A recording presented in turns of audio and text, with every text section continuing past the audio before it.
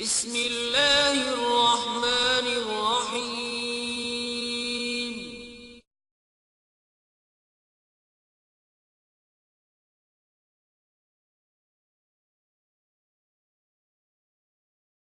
ہوئے تھے، تجارت سے واپس آئے، ابو بکر صدیق کو اطلاع ملی محمد تو رسول اللہ بن گئے ہیں، محمد ابن عبداللہ اور رسول اللہ بن گئے ہیں۔ اللہ کے نبی سے ملاقات ہوئی، رسول اللہ صلی اللہ علیہ وسلم نے ابو بکر صدیق سے کہا اللہ نے ہمیں نبوت سے سرفراز فرمایا ہے، ابو بکر ایمان لے آؤ۔ ابو بکر صدیق نے کہا مد دلیل علی ما تدعی یا محمد، آپ نے نبوت کا دعویٰ کیا ہے، اس کی دلیل کیا ہے؟ ابو بکر صدیق نے دلیل مانگی اور میں نے کہا دلیل نہیں مانگی۔ اللہ کے نبی نے فرمایا الدلیل علی ما ادعی، جو میں نبوت کا دعویٰ کر رہا ہوں اس پر دلیل تمہارا وہ خواب ہے جو تم نے ملک شام میں دیکھا تھا۔ ابو بکر صدیق سے کہا میری نبوت کی دلیل وہ خواب ہے جو خواب تم نے ملک شام میں دیکھا تھا، کسی سے بیان نہیں کیا۔ ابو بکر صدیق نے کہا آپ سچ کہتے ہیں۔ ابو بکر صدیق ایمان میں داخل ہو گئے۔ ٹھیک ہے، یہ تو اللہ کے نبی نے اللہ کے بتلانے کی وجہ سے معجزے کے طور پر نبی نے بتا دیا ہے کہ ابو بکر تم نے خواب دیکھا تھا، اس خواب کی اطلاع اللہ کے علاوہ کوئی دے نہیں سکتا تھا، یہ دلیل ہے کہ میں نبی ہوں۔ لیکن میں نے تو کہا، ابو بکر صدیق نے دلیل نہیں مانگی، باقی صحابہ نے دلیل مانگی ہے۔ توجہ کریے گا، ہاں ابو بکر صدیق نے دلیل مانگی ہے، ابو بکر صدیق نے بھی دلیل مانگی ہے، لیکن ابو بکر صدیق کی جو دلیل ہے وہ محبت والی دلیل ہے، عقیدت والی دلیل ہے، نفرت والی دلیل نہیں ہے۔ ایک دلیل نفرت والی ہوتی ہے، ایک دلیل محبت والی ہوتی ہے۔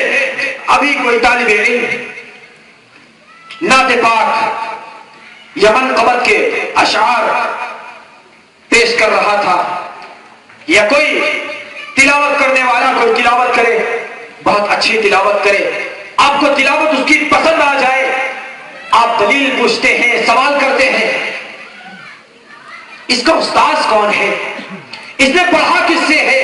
جب آپ پوچھتے ہیں اس نے پڑھا کس سے ہے، آپ محبت سے پوچھتے ہیں، آپ عقیدت سے پوچھتے ہیں۔ ابو بکر صدیق نے بھی عقیدت سے پوچھا ہے۔ جو عقیدت سے پوچھتا ہے اس کو دلیل نہیں کہتے ہیں، محبت کہتے ہیں۔ اور جو کوئی اچھی تلاوت کرنے والا نہ ہو، اچھی نعت پڑھنے والا نہ ہو، آپ نفرت کے ساتھ، حقارت کے ساتھ، گھٹیا انداز میں پوچھیں گے اس کو کس نے پڑھایا ہے؟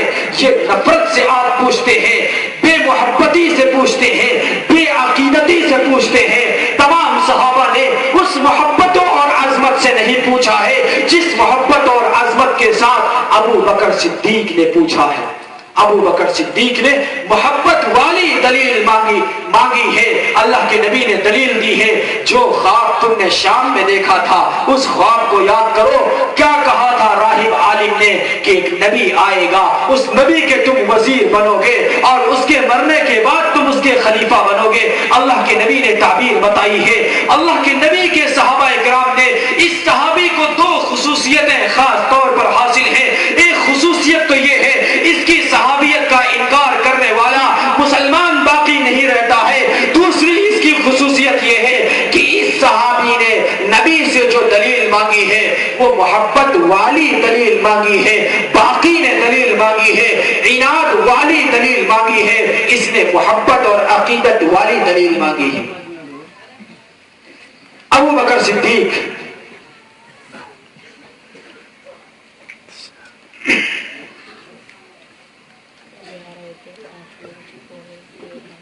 باتیں بہت سی ہیں، ذہن میں آتا ہے یہ بولیں یہ بولیں۔ ابو بکر صدیق کا نام آپ ابو بکر جانتے ہیں، بات آ گئی تو عرض کر دے رہے ہیں۔ ابو بکر صدیق کا نام آپ ابو بکر جانتے ہیں، ابو بکر صدیق کا نام ابو بکر نہیں، علماء اور طلبہ اچھے سے واقف ہیں۔ ابو بکر صدیق کا نام ابو بکر نہیں ہے، صدیق بھی نہیں ہے، ابو بکر بھی نہیں ہے، عتیق بھی نہیں ہے۔ ان کا اصلی نام عبد الکعبہ ہے۔ ایمان لانے سے پہلے ان کا نام عبد الکعبہ تھا، جب مسلمان ہوئے تو ان کا نام عبداللہ ہوا۔ کرنے والا، کعبہ کی پوجا کرنے والا، ایمان میں داخل ہوئے تو نام ان کا عبداللہ پڑا. جس طرح سے حضرت ابو ہریرہ رضی اللہ عنہ، ان کا نام ابو ہریرہ نہیں ہے، ایمان لانے سے پہلے ان کا نام عبد الشمس تھا، سورج کی پوجا کرنے والا. لیکن جب وہ ایمان میں داخل ہوئے ہیں تو اللہ کے نبی نے ان کا نام عبد الرحمن رکھا ہے کہ رحمان کی عبادت کرنے والے ہو، تم سورج کی عبادت کرنے والے نہیں ہو. دیکھو ابو بکر صدیق کا نام تو عبداللہ ہے، لیکن عبداللہ نام دنیا میں بہت کم لوگ جانتے ہیں. سارے لوگ ابو بکر جانتے ہیں، صدیق جانتے ہیں. اللہ کا کچھ نظام ایسا ہے، اللہ کا کچھ دستور ایسا ہے، خدا کا کچھ قانون ایسا ہے. کبھی کبھی اللہ کسی کے نام کو پردے میں ڈال دیا کرتا ہے اور کسی کے کام سے خوش ہو کر کے اس کے کام کو عام کر دیا کرتا ہے. اللہ کسی کے نام کو پردے میں ڈال دیا کرتا ہے اور کسی کے کام اور مشن سے خوش ہو کر کے اس کے مشن کو عام کرنے کے لیے اس کے دوسرے نام کو مشہور کر دیا کرتا ہے. ابو بکر صدیق ابو بکر اس لیے مشہور ہوئے. ابو بکر کے معنی ہوتے ہیں سبقت کرنے والا، پہل کرنے والا، آگے بڑھنے والا. اللہ کے نبی نے ایمان کی دعوت کی ہے، ابو بکر نے پہل کیا ہے، ایمان قبول کر لیا ہے. اللہ کے نبی نے چندے کا اعلان کیا ہے، ابو بکر نے پہل کیا ہے، سارا گھر کا مال لا کر چندے میں دے دیا ہے. ابو بکر صدیق رضی اللہ عنہ پہل کرنے والے ہیں. اللہ کے نبی نے شادی کرنی چاہیے کنواری بیٹی کو دینے میں ابو بکر صدیق نے پہل کی ہے. ہر موقع پر پہل کرنے والے کو ابو بکر کہتے ہیں. اس لیے اللہ کے نبی کے اس صحابی کا نام عبداللہ یہ مشہور نہیں ہوا، ابو بکر مشہور ہو گیا. بالکل اسی طرح سے صحابہ اکرام کے بعد دنیا کا سب سے بڑا عالم، صحابہ اکرام کے بعد دنیا کا سب سے بڑا عالم، سید الفقہاء، سید المحدثین، سید المجتہدین، امام اعظم ابو حنیفہ رحمت اللہ علیہ کا بھی مسئلہ ہے. ان کا نام امام اعظم نہیں ہے، ان کا نام ابو حنیفہ نہیں ہے، ان کا نام نعمان ہے. لیکن نعمان نام کم مشہور ہوا، امام اعظم زیادہ مشہور ہو گیا، ابو حنیفہ زیادہ مشہور ہو گیا. ہاں بعض لوگ کہتے ہیں کہ ابو حنیفہ کا نام ابو حنیفہ اس لیے مشہور ہوا، ابو کے معنی باپ اور حنیفہ ان کی بیٹی کا نام تھا. ابو حنیفہ کو ایک مسئلہ معلوم نہیں تھا، انہوں نے جا کر اپنی بیٹی سے کہا یہ مسئلہ بتا دیجئے. بیٹی نے کہا دیکھو ہم مسئلہ اس شرط پر بتائیں گے جب تم اپنے نام کے ساتھ ہمارا نام لگاؤ گے. ابو حنیفہ نے کہا ٹھیک ہے بیٹی مسئلہ بتاؤ. ابو حنیفہ تو مسائل میں اتنا کمزور تھا، مسئلہ پوچھنے کے لیے بیٹی کے پاس گیا تھا. بیٹی نے شرط لگا دی ہے اپنے نام کے ساتھ میرا نام جوڑو گے تب میں مسئلہ بتاؤں گا. امام اعظم ابو حنیفہ نے وعدہ کر لیا. میرے بھائیوں یاد رکھو، جاؤ تاریخ کی کتابیں پڑھ کر دیکھو کتنا جھوٹ اور فراڈ بتایا جا رہا ہے.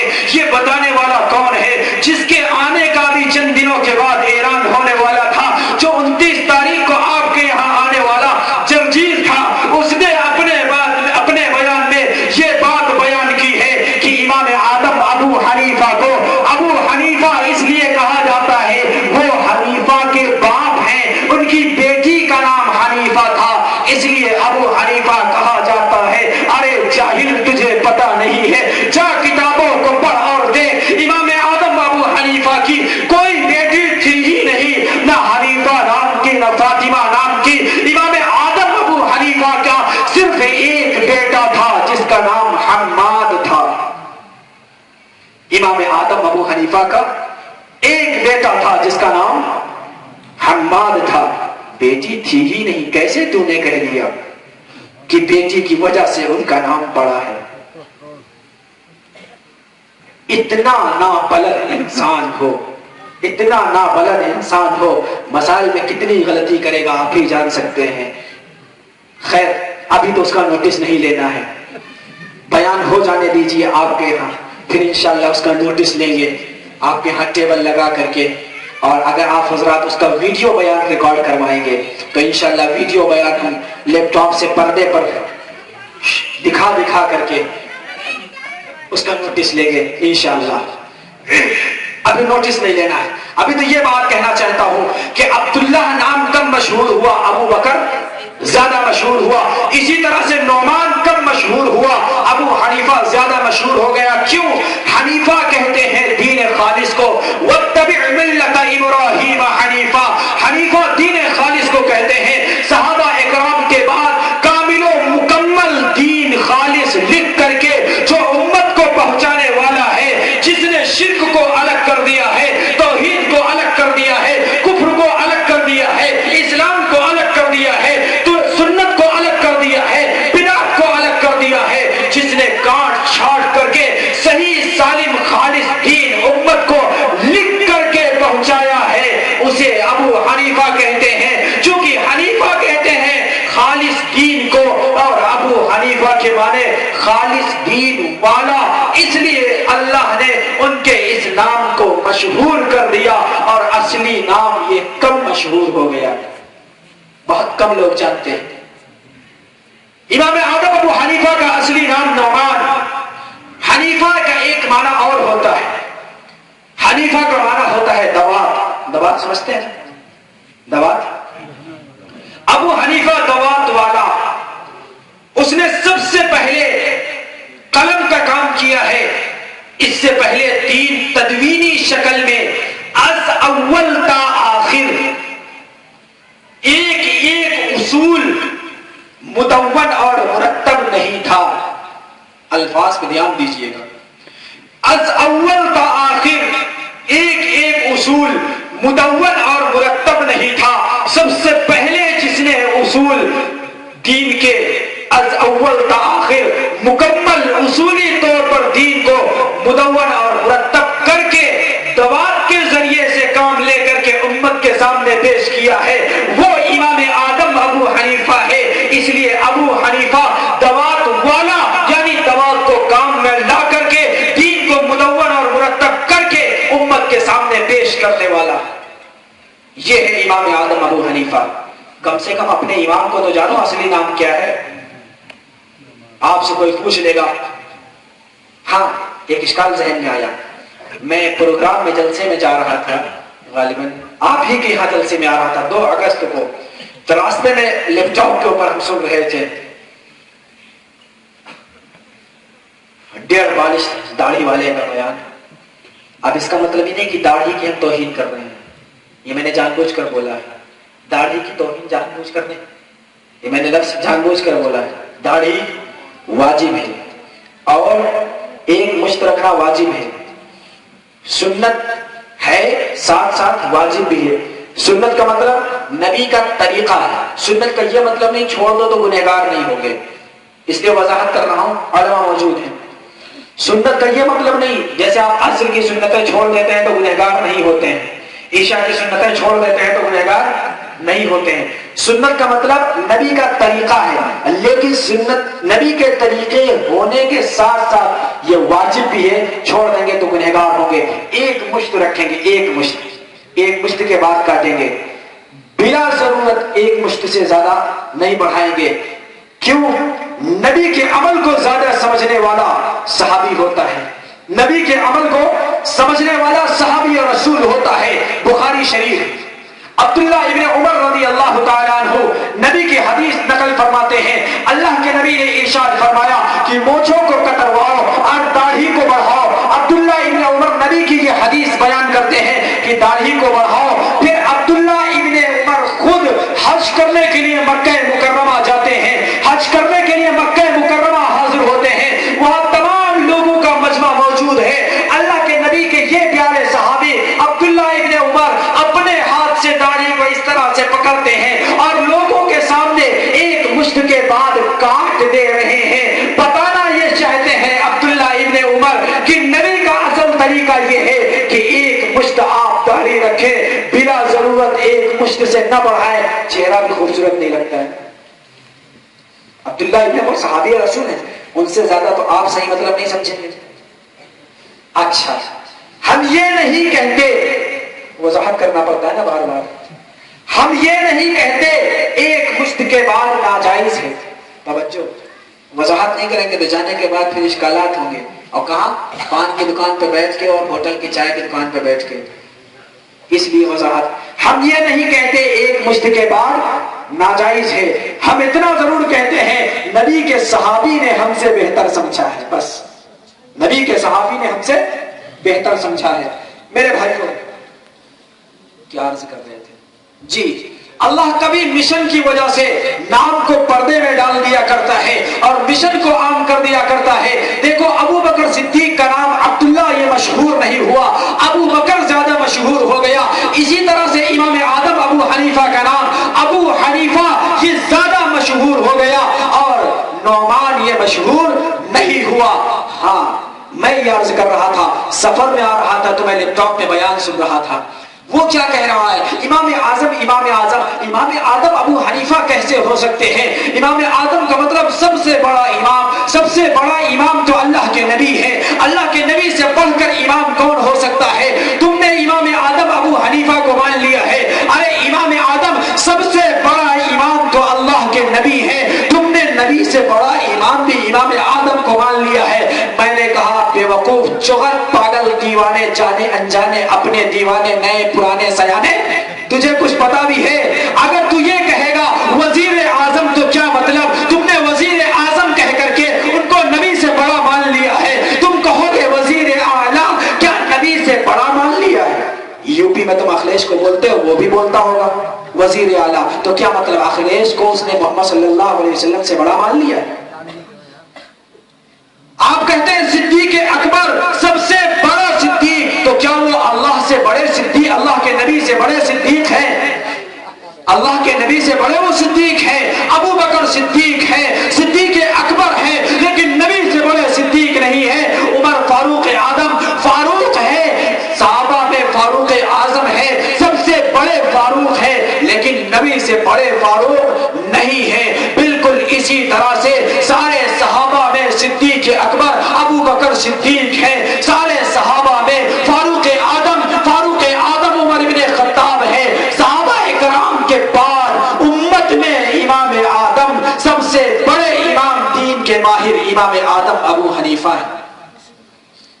یہ مطلب نہیں کہ صحابہ سے بڑے ہوئے ہیں, یہ مطلب نہیں کہ اللہ کے نبی سے بڑے ہوئے ہیں. نبی اور صحابہ کے بعد جو علماء ہیں ان علماء میں امام اعظم ابو حنیفہ رحمت اللہ علیہ. اب دیکھیے آپ کو کیسا دھوکہ دیتے ہیں, دھوکہ ہے کہ نہیں؟ جب آپ سے کہیں نبی سے بڑا مان لیا, کیسے آپ نبی سے بڑے ہو سکتے ہیں؟ آپ دل میں سوچیں گے بات تو صحیح ہے, نبی سے بڑا ہم نے کیسے کہہ دیا؟ نبی تو سب سے بڑے ہیں, اور نبی کی محبت ہر مومن کے دل میں ہوتی ہے.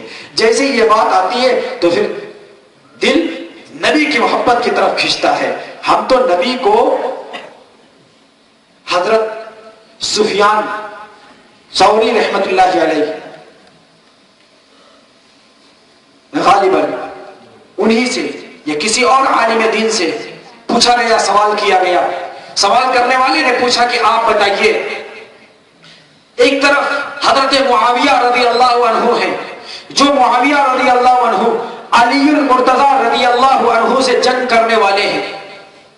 توجہ, جو علی المرتضی رضی اللہ عنہ سے جنگ کرنے والے ہیں. حضرت علی بھی صحابی, معاویہ بھی صحابی. پوچھنے والا پوچھ رہا ہے, ایک طرف حضرت معاویہ رضی اللہ عنہ یہ صحابی رسول ہیں, دوسری طرف حضرت عمر ابن عبد العزیز رحمت اللہ علیہ ہیں, جن کو عمر ثانی یعنی دوسرا عمر کہا جاتا ہے. جس طرح سے حضرت عمر کے زمانے میں عدل و انصاف بہت عام تھا, اسی طرح سے عمر ابن عبد العزیز کے زمانے میں عدل و انصاف بہت عام تھا. یہاں تک مشہور ہے کہ ان کے عدل و انصاف کی وجہ سے بھیڑ اور بکری ایک جگہ آ کر پانی پیا کرتے تھے. پوچھنے والا پوچھ رہا ہے, بتاؤ معاویہ کا مقام رضی اللہ عنہ, بتاؤ معاویہ کا مقام زیادہ ہے یا عمر ابن عبد العزیز کا مقام زیادہ ہے؟ جواب ملا کہ حضرت معاویہ رضی اللہ عنہ جس گھوڑے پر سوار ہو کر کے نبی کے ساتھ میں جس گھوڑے پر سوار ہو کر کے جنگ کی ہے, اور میدان جنگ کا گرد و غبار اڑ کر کے اس گھوڑے کے نتنوں میں جو گرد و غبار گیا ہے, وہ گرد و غبار ایک طرف رکھو اور عمر ابن عبد العزیز کو ایک طرف رکھو. عمر ابن عبد العزیز اس کے گرد کر سکتا. یہ تو صحابی کہ گھوڑے کے نتنوں میں جانے والا گرد و غبار ہے. میں تو کہتا ہوں ایک ادنا سے ادنا صحابی، توجہ کریں، صحابی کوئی ادنا ہوتا ہی نہیں، سب اعلیٰ ہوتے ہیں، لیکن سارے صحابہ ایک جگہ رکھیں، اللہ کے نزدیک اس میں جو سب سے کم مقام والا ہو، اس اعتبار سے ادنا سے ادنا صحابی لاؤ، اور اربوں خربوں اللہ کے ولی امام اعظم سے زیادہ تقوی طہارت والے، عمر ابن عبد العزیز سے زیادہ عدل و انصاف والے خربوں کی تعداد میں لا کر رکھو، لیکن صحابہ کے مقام کو نہیں پا سکتے. کیوں؟ میں نے شروع میں بتایا، صحابہ کو مقام صحابیت کی وجہ سے ملتا ہے، وہ صحابی ہے، یہ صحابی رسول نہیں ہے، لہذا اس کی عظمتوں کا مقابلہ نہیں کر سکتا ہے.